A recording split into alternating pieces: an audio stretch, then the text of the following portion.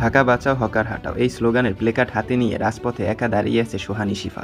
আপনি হয়তো ভাবছেন আরেকজন হকার বিরোধী, কিন্তু তার যুক্তি শুনলে চমকে যাবেন। সোহানী শিফা বলে, আমি আজ 60 টাকা কেজি চাল খাচ্ছি, কাল যদি 120 টাকা করে কেজি খেতে হয় তখন কি করব। এখন কথা হলো, চালের সাথে হকারদের কি সম্পর্ক? এই সম্পর্কের পিছনে যুক্তি শুনলে আপনিও চমকে যাবেন। সুনামগঞ্জের হাওরে সম্প্রতি হাজার হাজার বিঘা ধান ডুবে গেছে, কিন্তু কেন? প্রাকৃতিক দুর্যোগ তো বটেই, কিন্তু আসল সমস্যা ছিল শ্রমিক সংকট। ধান কাটার মানুষ নেই গ্রামে। কোথায় গেল সেই মানুষগুলো? সোহানী বলেন, গ্রামে গেলে দেখবেন গ্রামে পুরুষ মানুষ নেই, তারা সবাই ঢাকায়। কেউ ফুটপাতে সবজি বিক্রি করছে, আবার কেউ ফল বিক্রি করছে, কেউ অটোরিক্সা চালাচ্ছে। কৃষিকাজের চেয়ে অটোরিক্সা চালানো তাদের কাছে সহজ মনে হচ্ছে। এই সহজটা কি আমরা মেনে নিতে পারি? তিনি একটা উপমা দিলেন, মশা যদি আপনাকে কামড়ায়, আপনি কি মশাকে মারবেন না? মশার তো রক্ত খাওয়ার অধিকার আছে, মশা রক্ত না খেলে কিভাবে বাঁচবেন? কিন্তু আপনার সেলফ প্রোটেকশনের জন্য আপনাকে মশাকে মারতেই হবে, ঠিক একইভাবে হকারকে উচ্ছেদ করতেই হবে।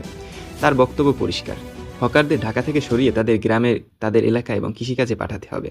না হলে শ্রমিক সংকটে দেশের খাদ্য উৎপাদন ধসে পড়বে, চালের দাম আকাশ ছোঁয়া হবে। আপনি কি সোহানীর এই কথার সাথে একমত? কমেন্টে জানাবেন।